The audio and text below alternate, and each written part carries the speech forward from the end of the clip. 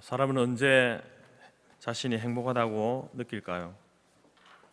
그것은 자기가 정말 가치 있는 일을 발견하고 그것을 하고 있을 때 사람은 행복하다 느낍니다. 그래서 이렇게 자연을 바라보면서 여행하는 것을 가치 있다고 여기는 사람은요, 그 자연 속에 자기가 있을 때에 참 행복하다 이런 감정을 느끼죠. 좋은 음식을 사랑하는 사람과 함께 먹고 하는 일에 가치를 두는 사람은요, 그러한 그 순간 사랑하는 사람과 정말 좋은 음식을 먹을 때에 행복하다 느낍니다.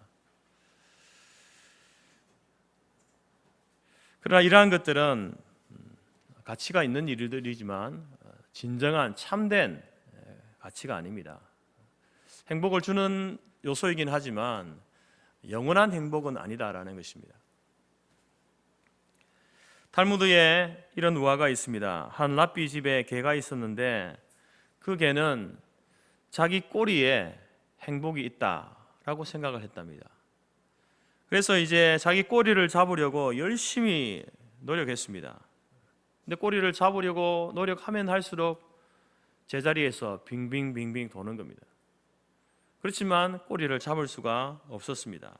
그러다가 개가 지쳐서 쓰러졌는데 그 모습을 옆에서 지켜보던 한 늙은 개가 그 젊은 개에게 이렇게 충고를 합니다. 나도 한때는 자네처럼 그랬었지. 하지만 결국 실패했다네. 그런데 한 가지 중요한 사실을 깨달았지. 내가 꼬리를 잡으려고 열심히 돌면 어지러울 뿐 도무지 잡을 수가 없었지.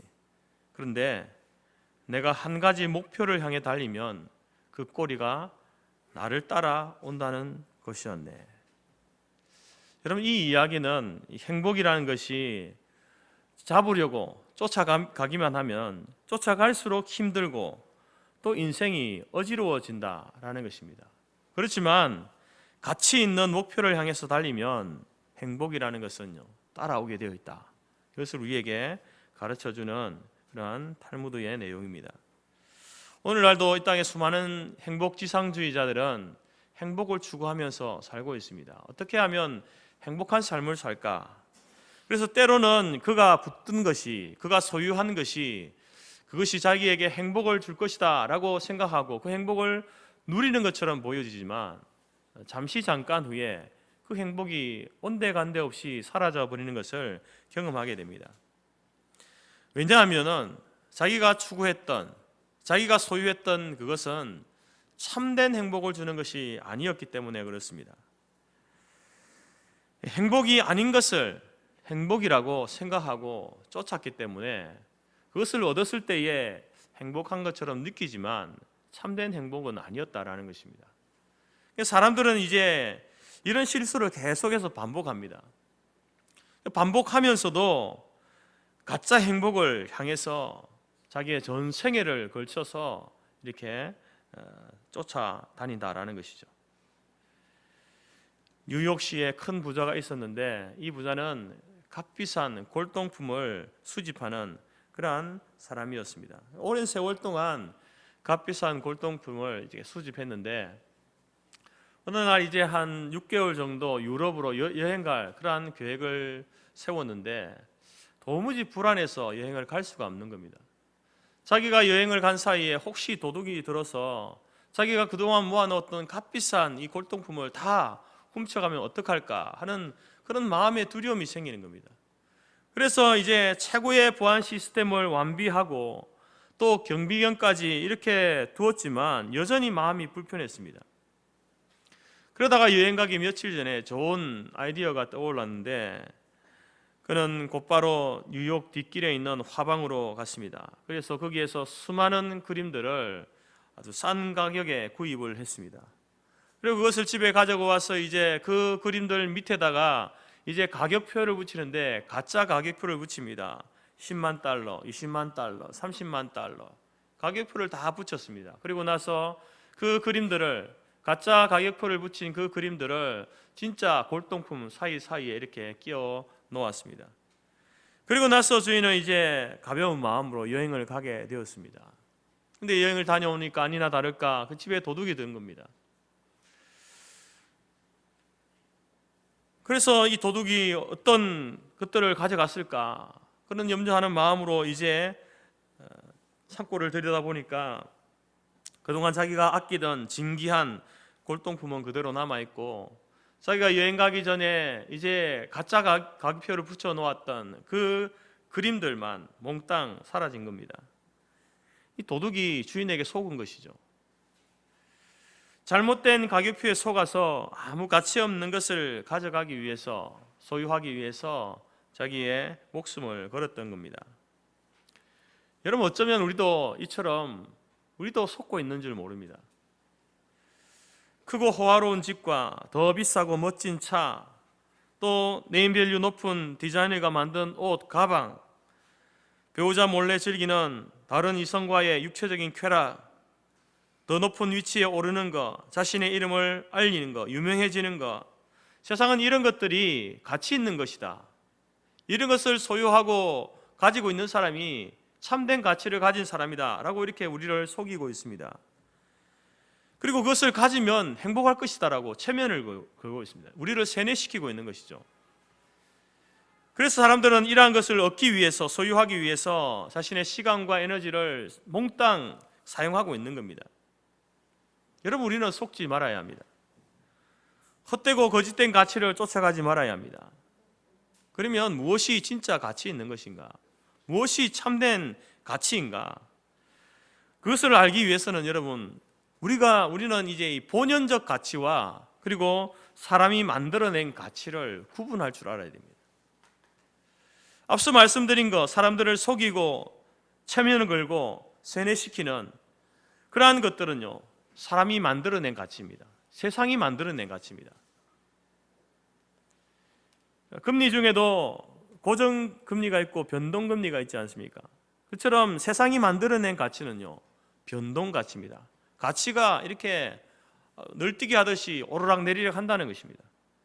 상황에 따라서, 시대에 따라서, 환경에 따라서 가치가 올랐다가 내렸다가, 가치가 생겼다가 없어졌다가 하는 것들, 이 변동가치는요, 참된 가치가 아닙니다. 진짜 가치가 아니죠. 그것이 주는 행복은 참된 행복이 아니다라는 것입니다. 참된 가치는 사람이 만들어낼 수 있는 것이 아닙니다.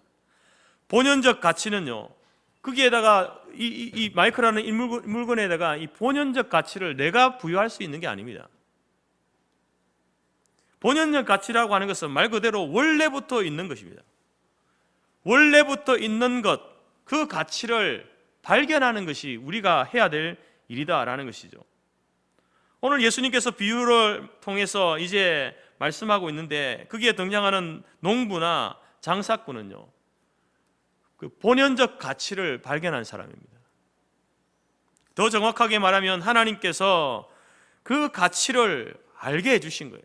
이것이 얼마나 가치 있는 것인지를, 본연적 가치를 알 수 있도록 해주셨다라는 겁니다. 하나님께서는 오늘 우리에게도 참된 가치, 진정한 가치, 본연적 가치, 최고의 가치를 알려주십니다. 근데 그 방법은요, 하나님의 말씀을 통해서 알려주신다라는 겁니다. 우리가 말씀을 읽고 배우고 듣게 될 때에 성령님께서 우리 안에 역사하셔서 그 말씀을 깨닫게 하심으로 인생의 참된 가치가 어디에 있는가, 무엇에 있는가를 우리로 하여금 깨닫게 하신다는 거죠. 그렇기 때문에 여러분, 우리는 우리 인생의 참된 가치를 발견하기 위해서 우리는 하나님의 말씀으로 돌아가야 하는 것이죠. 특별히 예수님께서 무엇의 가치를 두고 행하셨는가, 그것을 알게 되면 우리가 추구해야 될 가치가 무엇이며 어떤 일이 우리 인생에서 진정으로 가치 있는 일인지를 알 수 있다라는 것입니다. 만약에 여러분, 이 돈이라고 하는 것이 정말 가치 있고 최고의 가치를 지닌 것이라고 한다면 예수님께서 어떻게 사셨을까요?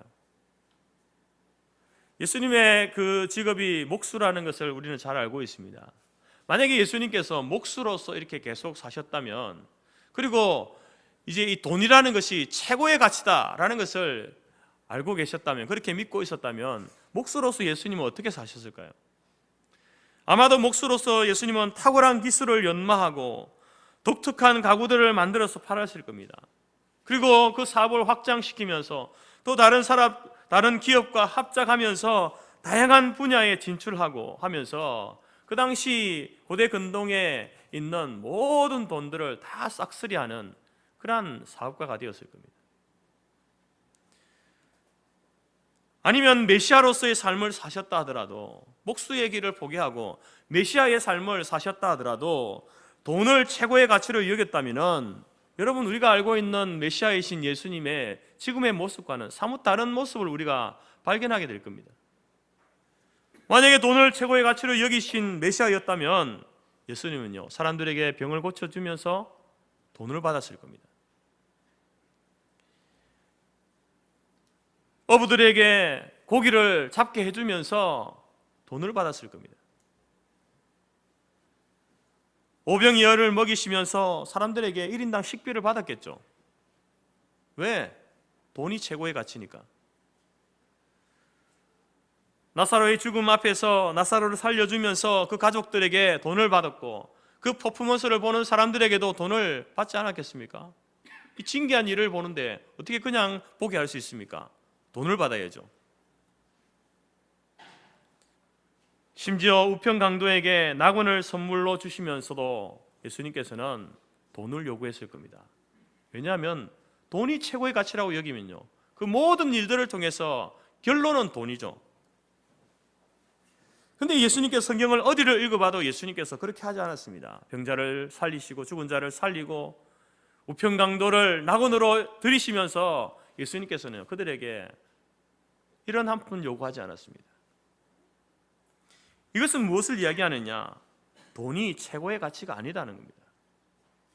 예수님의 사역과 삶을 돌아볼 때에 최고의 가치가 돈이 아니었음을 우리는 분명히 알 수 있습니다.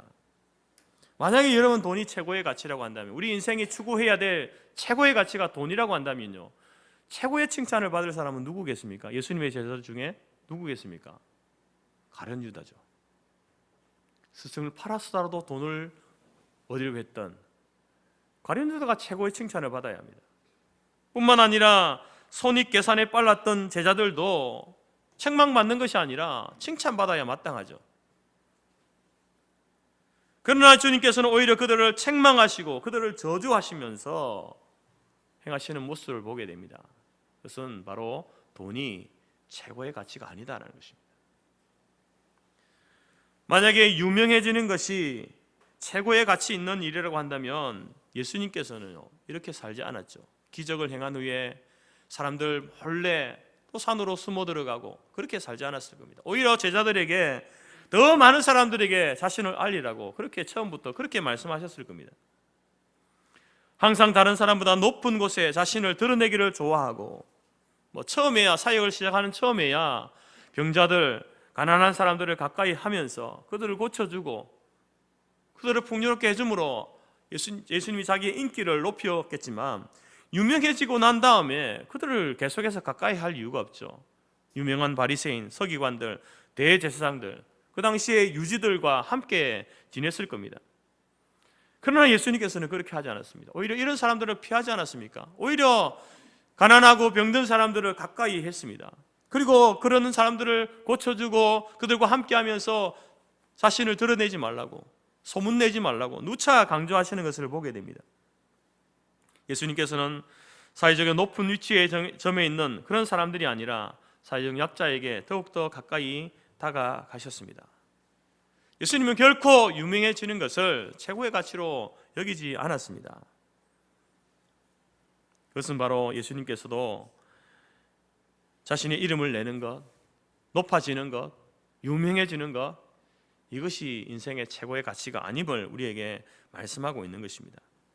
오늘 본문에서 예수님께서 비유로 하신 이 말씀을 통해서 정말 가치 있는 것은 무엇인가? 최고의 가치는 무엇인가? 천국이라고 이야기합니다. 천국이라고 이야기합니다.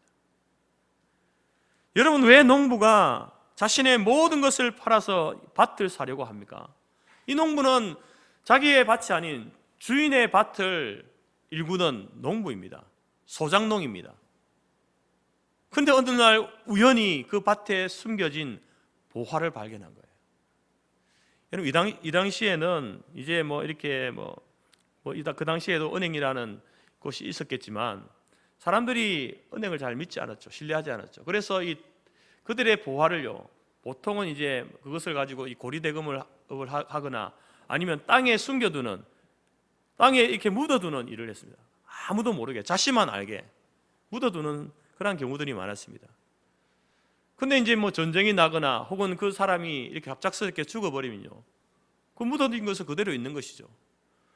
근데 이제 그 땅을 이제 어떤 사람이, 다른 사람이 살 거 아닙니까?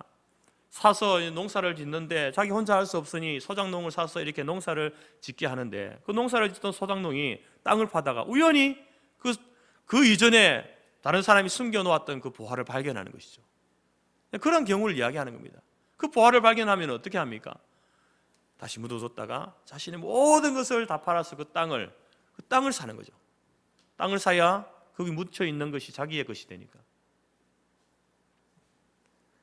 여러분, 왜 장사꾼이 자신의 모든 것을 팔아서 진주를 사려고 할까요? 여러분, 그 진주가 한 세기에 나올까 말까 한 가장 값진, 가치 있는 진주임을 그가 알고 있기 때문에 그렇습니다. 여러분, 이 땅 속에 숨겨진 이 보화가요, 상징하는 게 바로 천국입니다. 장사꾼이 발견한 그 진주도 천국을 상징하고 있는 겁니다. 그 천국을 사기 위해서, 얻기 위해서 자신의 모든 보화를 다 팔아서 그 천국을 산다라는 것이죠. 그것은 여러분, 이 천국이 최고의 가치를 가지고 있는 것이다 라는 사실을 예수님께서 이 비유를 통해서 말씀하고 있는 것입니다. 비록 사람들이 예수님께서 천국 복음을 증거할 때에, 선포할 때에 듣지 않죠. 무시합니다. 조롱합니다. 당장은 조롱하고 무시하고 그렇게 하고 있지만, 그러나 주님께서는 너희들이 이 천국 복음을 무시할 정도로 그렇게 가치 없는 것이 아니다. 이 땅의 그 어떤 것보다도 최고의 가치가 천국이고 천국에서의 삶이다, 천국에서의 사역이다 라고 이렇게 예수님께서 말씀하고 있는 것입니다. 그래서 예수님께서도 사역을 시작하면서 천국을 선포하시죠. 회개하라, 천국이 가까웠다. 천국을 선포하시면서 그 천국을 소유하라고 말씀합니다. 왜냐? 천국이 가장 가치 있는 것이기 때문에 그렇습니다. 여러분, 천국의 가치는 사람이 만들어내는 그런 가치가 아닙니다. 변동 가치가 아닙니다. 천국은 본연적 가치를 지니고 있는 것이죠. 하나님께서 그 가치를 부해 주신 겁니다. 그리고 천국에 속한 사람들만이 또한 가치 있는 일을 할 수 있기 때문에 천국을 선포하시고 그 천국을 소유하라고 이렇게 말씀하고 있는 것입니다. 만약에 이 땅에 있는 교회가 여러분 천국의 가치 있는 일을 위해서 달려가지 않으면 여러분, 교회는 이 땅에 존재할 이유가 없는 것이죠. 마찬가지로 여러분, 교회로 부름받은 하나님의 자녀들도 이 가치 있는 일을 위해서 구원받은 겁니다. 천국의 사역을 위해서 구원받은 거예요. 천국을 소유하고 천국을 전파하는 가장 가치 있는 일을 교회와 성도들이 도외시한다면 그 순간 그는 교회가 아니죠. 성도가 아닙니다. 예수님께서 마태복음에서 가장 큰 계명 말씀하시면서 하나님을 사랑하는 것과 이웃을 사랑하는 것이다 라고 말씀하셨습니다. 여러분, 이 땅에서 천국을 소유하고 천국을 살아가는 가장 구체적인 방법이 뭐냐? 하나님을 사랑하는 것이다, 이웃을 사랑하는 것이다 라고 말씀하고 있는 겁니다. 누가 우리에게 성토교회의 모든 성도는 천국을 소유한 사람들입니까? 이것을 소유하기 위해서 당신의 모든 소유를 팔아서 천국을 사고 있습니까?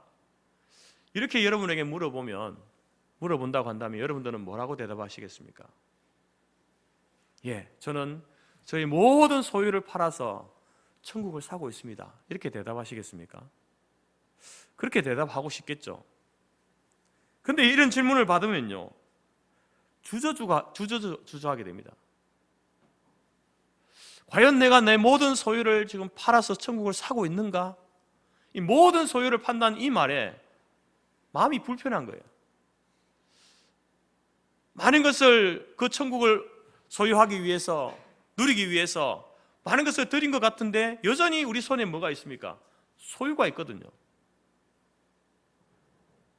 여러분들을 하나님 앞에 많은 것을 바쳤다고 이야기할 수 있지만 그래도 여러분 지금도 여전히 여러분의 명의로 된 통장이 있지 않습니까? 거기에 뭐 얼마가 들어있는지는 모르겠지만 자기 명의로 된 통장이 있죠. 저도 제 통장을 가지고, 제 이름으로 된 통장을 가지고 있습니다. 그 통장을 가지고 있는 이상 과연 내가 모든 소유를 바쳤는가, 팔았는가, 이런 질문을 던져보면요, 마음이 불편한 겁니다. 내가 아직 부족한가, 이런 생각을 하는 거죠.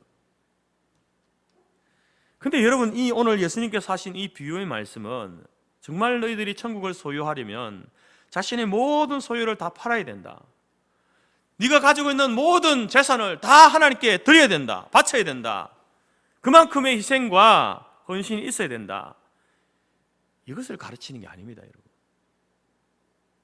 착각하면 안 되는 겁니다. 여러분, 우리가 아무리 많은 소유를 가지고 있어도, 재물을 가지고 있어도, 돈을 가지고 있어도 그것을 다 팔아서 여러분 천국을 산다고 해봅시다. 천국을 살 수 있을까요? 못 삽니다. 여러분, 우리 성도의 모든 성도들이 가지고 있는 통장에 있는 부동산도 마찬가지, 모든 것을 다 팔아가지고 돈을 하나님께 다 바쳤습니다. 천국을 살 수 있습니까? 못 삽니다. 여러분, 그러면 아무리 많은 돈을 들여도 천국을 우리가 살 수 없는데, 오늘 모든 소유를 팔아서 천국을 상징하는 이 보화, 진주를 산다고 하는 것은 무슨 의미입니까? 우리에게 어떻게 하라는 겁니까 지금? 여러분, 여기서 모든 소유를 팔아서 보화를 사고 진주를 산다는 말은요, 가장 가치 있는 천국을 위해서 자기의 인생을 거기에 투자하라는 겁니다. 천국의 사역을 위해서, 그 사역을 위해서 살아가는 겁니다. 그 말을 하고 있는 겁니다. 가장 가치 있는 일, 그 일을 위해서 우리의 전 인생을 사용하고 투자하라는 말이죠.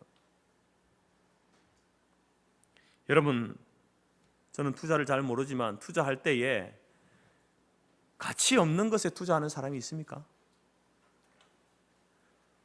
적어도 투자를 하게 되면요, 그 투자하는 그것이 현재적 가치가 있는지 아니면 미래적인 가치가 있는지 그것을 따져보고 투자하지 않습니까?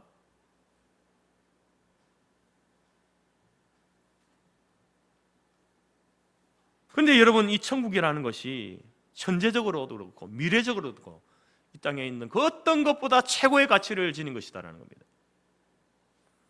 이것은 우리가 여러분 오늘 이 농부를 보게 되면요, 우연히 밭을 갈다가 보화를 발견하잖아요, 그죠? 우연히 발견하게 됩니다. 그리고 진주를 발견한 장사꾼은요, 그가 최고의 진주를 발견하기 위해서 자기가 노력한 거예요. 찾아다닌 겁니다. 그러다가 정말 세계에 하나 나올 것 말까한 진주를 발견한 거예요. 이 말씀만 보면은 이 사람이 그래도 밭을 파다가 우연히 그렇게 보화를 발견했구나. 찾다가 정말 제일 좋은 진주를 발견하기 위해서 그렇게 노력하다가 그래서 이 사람이 진주를 발견했구나, 이렇게 생각할 수 있는데요, 여러분, 오늘 이 예수님께서 이 보화와 진주의 비유를 통해서 선제적으로 우리에게 말씀하시는 것은요, 이 사람이 우연히 발견한 것처럼 보이고 자기가 노력해서 발견한 것처럼 보이지만, 그러나 여러분, 그 천국의 가치, 그 보화의 가치, 진주의 가치를 알게 하신 분은 하나님이십니다. 그것을 전제하고 있는 거예요.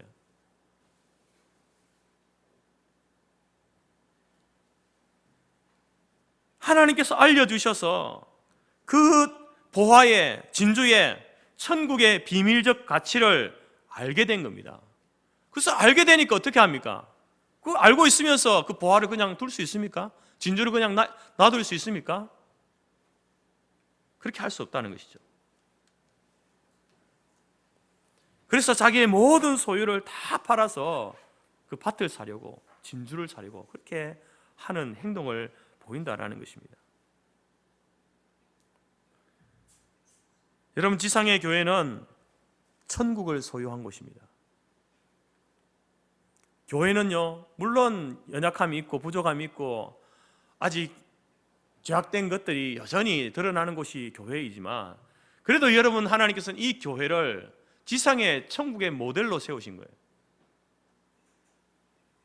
또한 교회가 하는 모든 사역들, 그것은요, 천국의 사역을 하는 곳이 교회입니다. 그렇기 때문에 여러분, 우리가 이 교회에 우리의 시간과 물질을 투자하는 거예요. 우리의 전 생애를 투자하는 겁니다. 사람들에게 있어서 죽기 직전에 하는 말보다 더 권위 있는 말은 없습니다. 왜냐하면 그것이 유언이기 때문에 그렇죠. 살아있을 때 했던 어떤 말보다 죽기 직전에 유언으로 남긴 한마디가 여러분 더 효력이 있습니다. 유언이 그렇게 중요하다는 것이죠. 예수님께서 승천하기 전에 제자들에게 얼마나 많은 말을 하고 싶어 했겠습니까? 근데 그 많고 많은 말 중에 단 한 가지 말씀을 주시는데, 예수님께서 하신 유언의 말씀이 뭡니까? 복음을 전하라. 천국 복음을 전하라. 그리고 그들에게 천국을 가르치라. 양육하라. 전도와 양육을 예수님께서 유언으로 주셨습니다. 그러므로 너희는 가서 모든 민족을 제자로 삼고 아버지와 아들과 성령의 이름으로 세례를 베풀고 내가 너희에게 분부한 모든 것을 가르쳐 지키게 하라. 여러분, 교회는 바로 예수님의 이 명령을, 유언의 말씀을 따라서 여러분 이 전도와 양육, 이 사역을 하고 있는 것이 교회입니다. 천국의 사역을 하고 있는 것이 교회입니다. 때문에 여러분, 우리가 교회가 벌이고 있는 수많은 일들이 얼마나 가치 있는 일인지 우리는 알아야 되는 것이죠. 그러한 일들은 하나님을 춤추시게 할 수 있는 일이고, 이것이야말로 우리의 모든 소유를 팔아서 해야 하는 일이고, 하나님의 사랑과 이웃 사랑의 극치라고 할 수 있는 그 일들을 교회가 하고 있다라는 것입니다. 그러므로 우리는 이러한 일들에 동참해야 되죠. 지금보다 더 적극적으로 동참해야 됩니다. 이 가치를 안다면, 하나님의 나라와 하나님 나라의 그 사역의 가치를 안다면요, 가만히 있을 수 없습니다. 보화를 발견했는데, 진주를 발견했는데 가만히 있습니까? 그 가만히 있는 사람은요, 그 가치를 모르는 사람입니다. 천국의 가치를 모르고 하나님 천국의 사역의 가치를 모르는 사람은요, 여러분 중생했다라고 말할 수 없습니다. 여전히 세상에 주는 그 변동적 가치, 그것을 위해서 살아가는 사람은요, 중생한 사람이 아니죠. 중생한 사람은 그 가치를 추구하던 그 사람이 그 가치가 바뀌는 거 아닙니까? 최고의 가치가 바뀌는 거죠. 그래서 그 세상의 변동적 가치를 어디에다가 투자합니까? 천국에다 투자하는 거죠. 천국의 그 사역을 위해서 투자하는 겁니다. 그런 사람이 여러분, 그 사람이, 그리고 객관적으로 볼 때에, 그런 사람을 볼 때에 저분이 중생했구나라는 것을 우리가 알 수 있는 겁니다.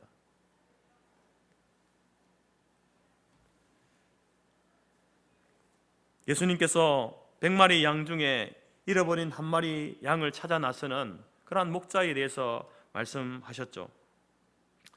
여러분, 왜 그 목자는 99마리를 들여다 두고 한 마리를 찾아다녔을까요? 잃어버린 한 마리를 찾기 위해서 그 밤중에. 그러다가 혹시 여러분 99마리에 문제가 생기면 어떡합니까? 사나운 짐승이 와서 그들을 잡아먹거나 쫓아버리거나 하면 어떡합니까?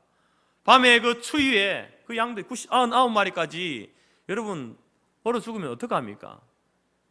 경제 논리로 따지면은 예수님이 하신 말씀, 이 목자의 이 행동은요, 빵점짜리입니다. 차라리 한 마리 포기하고 99마리를 돌보는 게 훨씬 더 경제적인 이익이 있을 수 있습니다. 만약에 여러분 그 99마리 중에 새끼를 뵌 양이 있었다라고 치봅시다. 새끼 뵌 그 양이 그 밤에 새끼를 낳을 텐데, 양이 새끼를 낳다가 어미 양도 죽고 새끼 양도 얼어서 죽어버리면, 목자가 돌보지 않으면 죽기 때문에 죽어버리면 한 마리 찾다가 두 마리를 더 잃어버리는 꼴이 되지 않습니까? 차라리 한 마리 양보다는, 잃어버린 양보다는 그것을 포기하고 99마리를 더 잘 관리해서 더 많은 새끼를 낳을 수 있도록 하는 것이 더 경제적 이익이 되는데, 예수님께서는 잃어버린 한 마리 양에 대해서 연민과 사랑을 결코 놓지 않습니다. 여러분, 이것은 경제적으로 어떤 이익이 무엇이냐 이걸 따지는 것이 아니라 한 마리, 한 영혼, 한 사람, 한 생명이 얼마나 중요한 가치를 지니고 있는지를 우리에게 말씀해 주고 있는 것이죠. 예수님께서 거기에 집중하시잖아요. 예수님의 사역은 한 영혼에 대한 집중입니다. 그것은 우리가 이 천국의 사역 가운데 가장 가치 있는 사역이 뭐냐? 바로 잃어버린 한 영혼을 찾는 일. 거기에 여러분 교회가 집중해야 된다. 그런 예수님의 마음을 회복하는 것이 성도의 자세이고 교회의 바른 모습임을 우리에게 말씀해 주고 있다는 것입니다. 파도가 몹시 심하게 치는 어느 날 부둣가에 한 아이가 놀다가 파도에 휩쓸려서 바다에 빠졌습니다. 다행히 그것을 본 사내가 있었는데 이 사내는 물에 빠져 허우적거리는 그 어린이를 구하기 위해서 목숨 걸고 바다로 뛰어들었습니다. 그는 바다에서 잔뼈가 굵은 사람이었지만 강한 바람과 높은 파도 때문에 어린 아이에게로 다가가기가 쉽지 않았습니다. 포기하지 않고 자기의 생명을 바쳐서 헤엄을 쳐서 그래서 그 아이를 구해냈습니다. 병원에 가서 눈을 뜬 그 아이는 자기를 구해준 그 남자에게 이렇게 이야기합니다. 아저씨, 저를 구해주셔서 너무 감사합니다. 고맙습니다. 이 은혜 절대 잊지 않겠습니다. 라고 이렇게 이야기했습니다. 그러자 그 사내가 그 아이에게 이렇게 말했습니다. 내가 나의 목숨을 걸고 너를 구할 만한 가치가 있었다는 것을 앞으로 살아가면서 네 삶을 통해서 꼭 증명하도록 해라. 알겠지? 무슨 말입니까, 여러분? 진정으로 가치 있는 일을 위해서 너의 인생 전부를 쏟아붓는 가치 있는 삶을 살아야 된다 라고 이야기하는 것 아닙니까? 예수님께서는 자신의 죽음의 대가로 이 땅에 교회를 남겨두셨습니다. 그리고 그 교회인 우리를 향해서도 말씀하십니다. 내가 목숨을 걸고 너희를 구원할 가치가 있었다는 것을 앞으로 살아가면서 꼭 증명해야 된다. 알겠지? 라고 말입니다. 성도 여러분, 교회는 여러 사역들을 하고 있습니다. 많은 사역들을 하죠. 그 사역들이 모두가 귀한 이유는 무엇인지 아십니까? 교회에서 하는 모든 사역들이 다 귀합니다. 귀한 이유가 뭐냐면은 그 사역들이 이 영혼의 구원과 맞닿아 있기 때문에 그렇습니다. 그리고 하나님을 사랑하는 것과 맞닿아 있기 때문에 그렇습니다. 이 사실을 발견한 사람은요, 화장실 청소하는 것도 기쁘게 할 수 있는 거예요. 단순히 더럽고 지저분한 화장실 청소가 아니라 내가 하는 이 일이 하나님을 사랑하는 것과 영혼을 구원하는 것과 맞닿아 있다라는 사실을 알면요, 화장실 청소도 기쁘게 할 수 있는 거예요. 또한 주일에 밥하고 설거지하는 일, 이러한 허드렛 일 같은 것들, 이러한 일들을 여러분, 이것이 영혼 구원과 맞닿아 있다라는 사실을 안다면 기쁨으로 할 수 있습니다.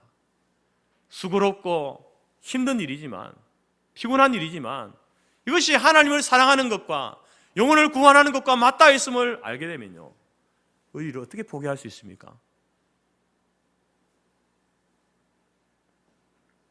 여러분, 이러한 일들은 비록 사람들 보기에 하찮은 일처럼 보입니다. 그러나 여러분, 이러한 일들은 우리의 전생애를 투자할 만한 가치가 있는 일들이라는 것입니다. 왜요? 하나님의 사랑과 이웃을 사랑하는 일과 맞닿아 있는 일들이기 때문에 그렇습니다. 미국의 시카고 방송국의 연출가였고 인기 절정의 가수였던 조지 비브리 샤라는 사람이 있었습니다.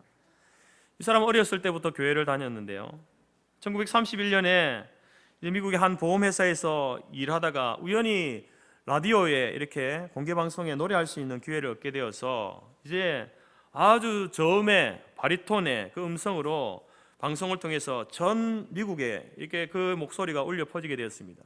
그러면서 이 사람의 목소리에 매료된 그 사람들에 의해서 끝없는 박수갈채를 받았는데 갑자기 유명 스타가 된 겁니다. 여러 방송사에서 끊임없이 계약 제의가 들어왔습니다. 그래서 하루아침에 그의 인생은요, 출세, 돈이 보장된 스타의 길을 걷게 되었습니다. 그럼에도 불구하고 마음 한켠에는 왠지 기쁨보다는 두려움이 밀려왔습니다. 평안이 없는 겁니다. 그래서 그는 계속 기도했습니다. 그가 기도하던 그 시간에 그의 어머니는 사랑하는 아들에게 조그만 쪽지 하나를 전해주었는데, 쪽지에 어머니가 자주 애송하던 밀러 부인의 그 시가 쓰여져 있었는데요. 그는 그 시를 조용히 읽다가 감동을 받고 뜨거운 눈물을 흘렸습니다. 그리고 그 마음에서 올려나는 멜로디를 이제 종이에 써 내려가기 시작했는데, 그것이 여러분 찬송가에 올려져 있는 찬송가인데요. 주 예수보다 더 귀한 것은 없네. 이 세상 부귀와 바꿀 수 없네. 영죽을 내 대신 돌아가신 그 놀라운 사랑 잊지 못해. 세상 즐거움 다 버리고 세상 자랑 다 버렸네. 주 예수보다 더 귀한 것은 없네. 예수밖에 없네. 이 찬송가 곡이 만들어진 겁니다. 1983년 네덜란드의 암스테르담에서 이 찬양을 했을 때에 수많은 사람들이 일어나서 박수갈채를 보냈습니다. 박수가 끝난 후에 그가 남긴 한마디는 모든 사람들을 수경케 했는데, 감사합니다. 그러나 나는 여러분이 주신 박수갈채와도 그리스도를 바꾸지 않겠습니다. 방송국으로부터 전화가 왔습니다. 전속 계약을 체결하자는 내용이 있습니다. 지금의 대우보다 몇 배 더 주겠다는 제안을 해온 것이죠.